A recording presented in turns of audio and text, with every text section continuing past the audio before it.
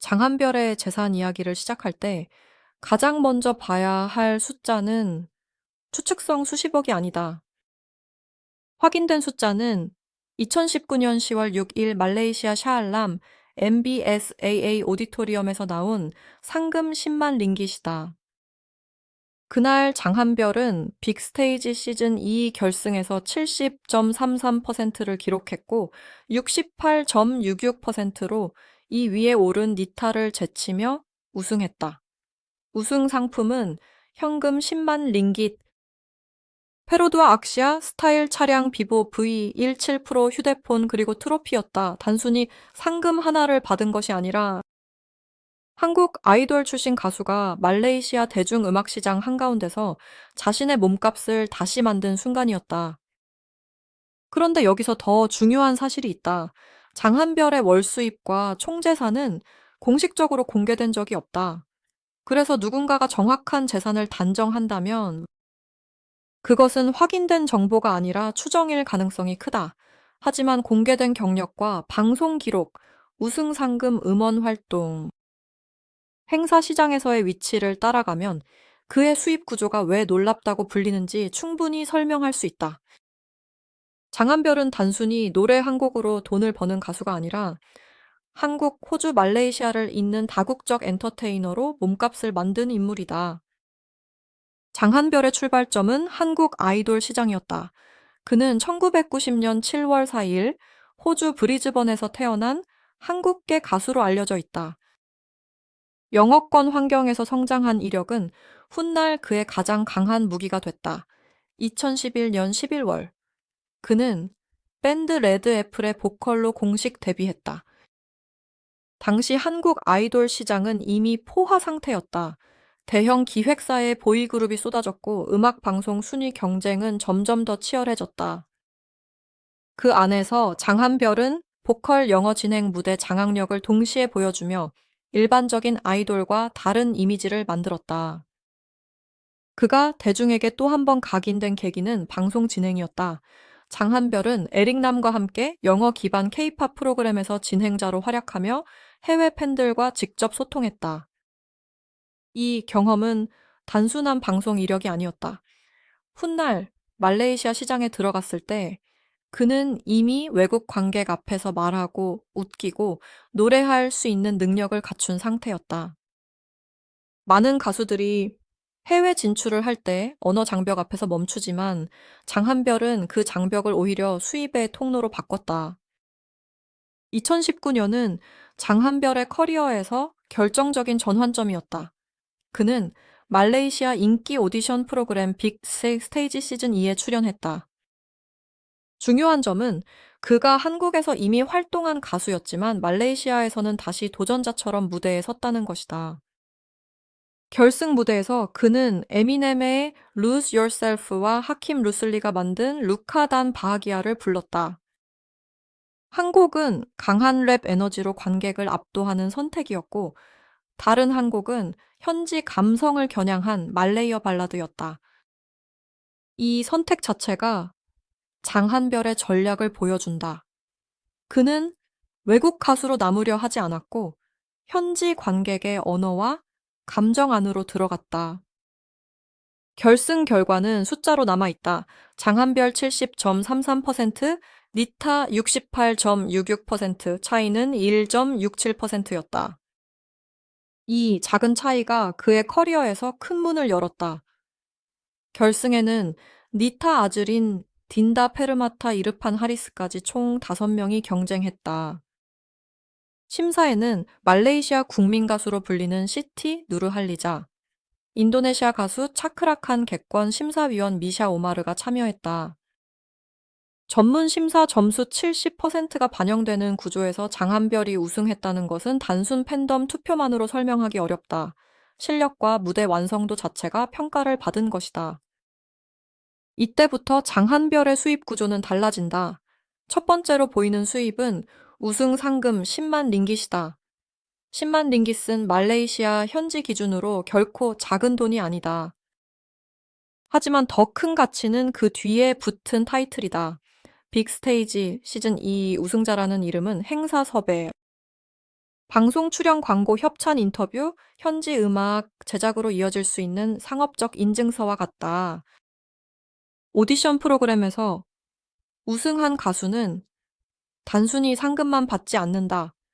다음 출연료를 올릴 명분을 얻는다. 두 번째 수입원은 행사 출연료다. 장한별의 정확한 행사 출연료는 공개 계약서가 없기 때문에 단정할 수 없다. 그러나 수입 구조를 분석하면 왜 그의 몸값이 올라갈 수밖에 없는지 보인다. 그는 한국 아이돌 출신이라는 희소성을 가지고 있다. 영어 진행이 가능하다. 말레이시아 방송에서 우승한 이력이 있다. 말레이어 노래를 부를 수 있다. 여기에 발라드, 케이팝 팝송 랩 무대까지 소화한다. 기업 행사나 방송 무대에서 이런 조합은 흔하지 않다. 한 명의 가수가 여러 시장의 관객을 동시에 잡을 수 있다면 출연료 협상에서도 강한 위치를 갖게 된다. 세 번째 수입원은 방송과 예능이다. 장한별은 단순히 노래만 부르는 가수가 아니다. 그는 진행과 토크가 가능한 엔터테이너다. 한국에서 방송 진행을 했고, 말레이시아에서도 현지 대중에게 얼굴을 알렸다. 특히 외국인 출신 가수가 현지 프로그램에서 자연스럽게 말하고 웃고 반응하는 모습은 제작진에게 매력적인 카드다. 방송 출연료가 개별적으로 공개되지는 않았지만 고정 출연 특별 게스트, 음악 프로그램 인터뷰 라디오, 온라인 콘텐츠가 쌓이면 월 수입의 안정성을 만드는 기반이 된다. 네 번째 수입원은 음원과 웨스티다.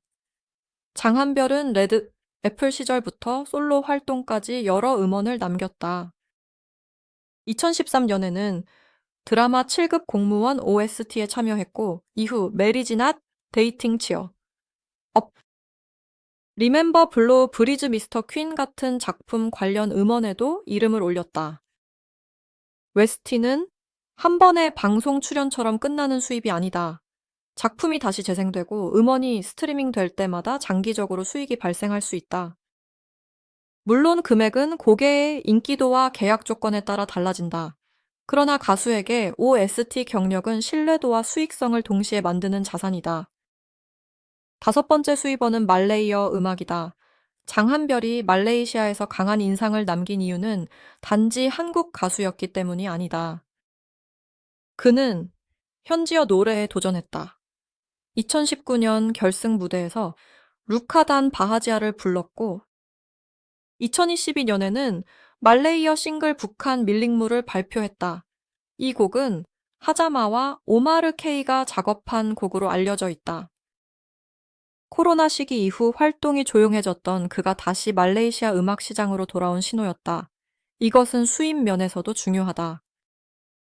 현지어 곡을 갖고 있으면 단순 초청 가수가 아니라 현지 음악 시장 안의 아티스트로 움직일 수 있기 때문이다. 여섯 번째 수입원은 소셜미디어와 브랜드 가치다. 장한별은 공개 소셜 계정에서 수십만 명 규모의 팔로워를 보유한 인물로 알려져 있다. 팔로워 숫자 하나만으로 수입을 단정할 수는 없다.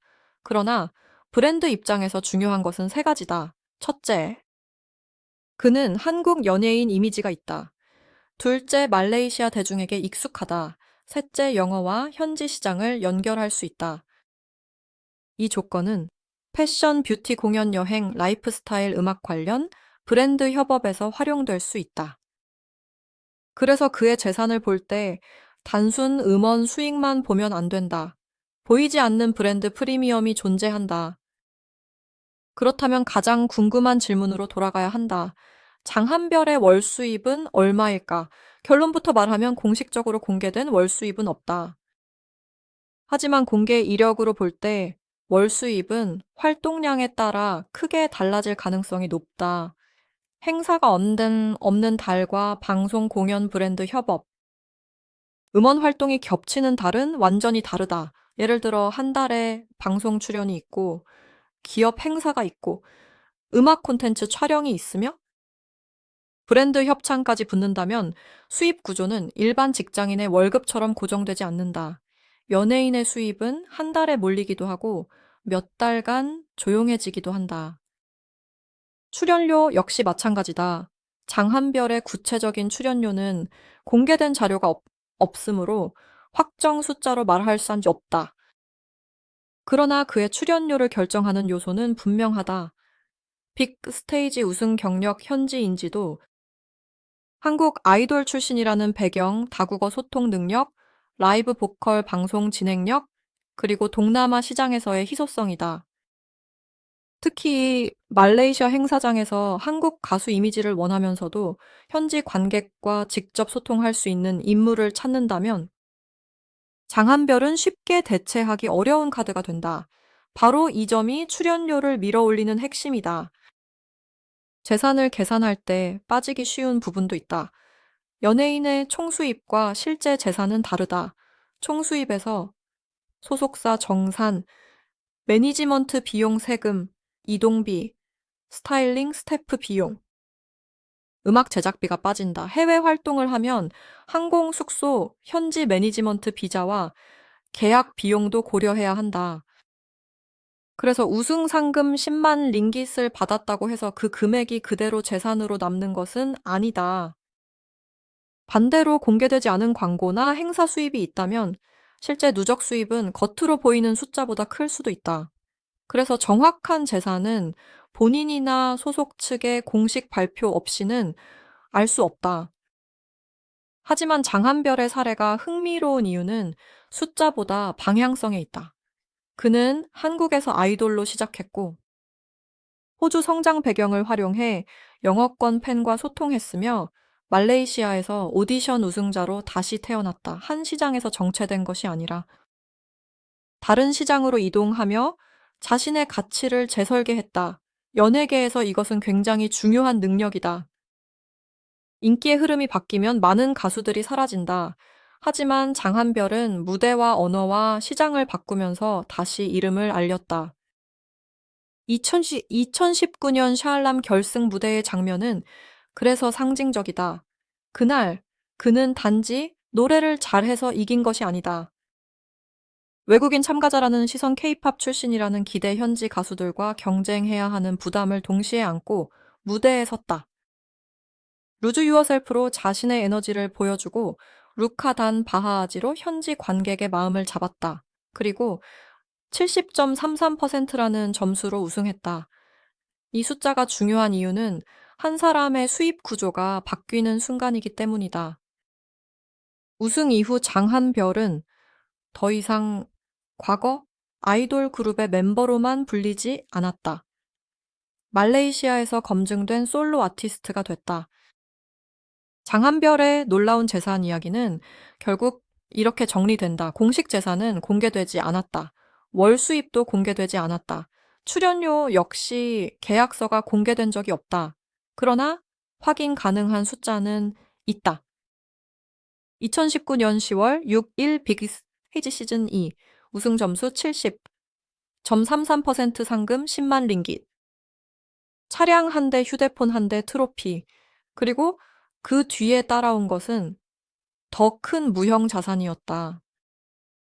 현지 인지도, 방송 섭외 가능성, 행사 출연 가치, 음원 활동, 브랜드 협업 가능성이다.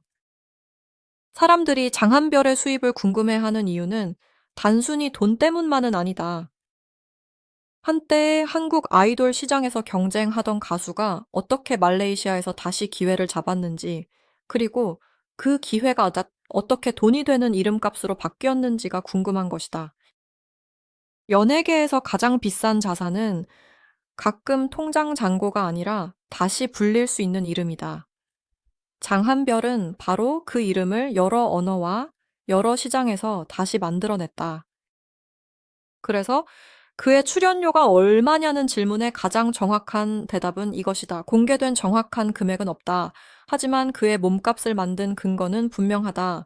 2011년 한국 아이돌 데뷔 방송 진행 경험 2019년 말레이시아 비크 스테이지 우승 10만 링깃 상금 70점 33% 결승 점수 2022 년 말레이어 싱글 발표 그리고 동남아 시장에서 계속 이어지는 인지도 이 모든 이력이 합쳐지면 장한별은 단순한 가수가 아니라 한국과 말레이시아를 잇는 공연형 브랜드가 된다.